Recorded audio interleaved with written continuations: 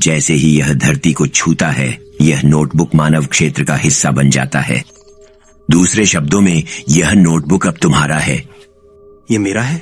अगर तुम इसे नहीं चाहते तो इसे किसी और को दे दो, लेकिन अगर तुम इसे दे देते हो तो मुझे तुम्हारी नोटबुक की यादें मिटानी पड़ेंगी। तो फिर तुम कह रहे हो कि मैं डेथ नोट का जितना चाहूं इस्तेमाल कर सकता हूं और मुझे सजा नहीं मिलेगी? आओ, बस इतना ही कहें। तुम बहुत डर और दर्द महसूस करोगे जो उनको होता है जिन्होंने नोटबुक का उपयोग किया है।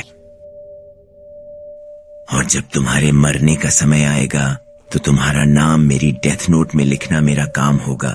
सावधान रहो, कोई भी मानव जिसने डेथ नोट का उपयोग किया है वह न तो स्वर्ग जा सकता है और न ही नरक, अनंत काल के लिए। बस इतना ही।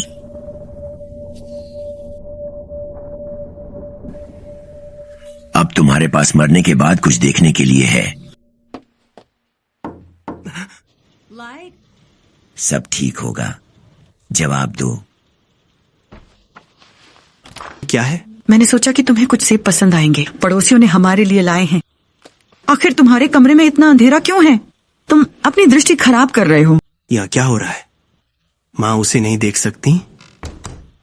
वह नोटबुक जो तुम्हें मिली थी मूल रूप से मेरी थी, और चूंकि अब तुम इसका उपयोग कर रहे हो, तुम ही अकेले हो जो मुझे देख सकते हो, और निश्चित रूप से मेरी आवाज भी केवल तुम ही सुन सकते हो।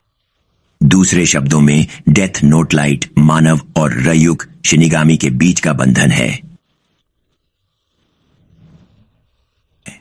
या मैं बस तुमसे एक और सवाल पूछना चाहता हूं। मुझे इसके लिए क्यों चुना गया? हे, क्या तुम सुन भी रहे हो?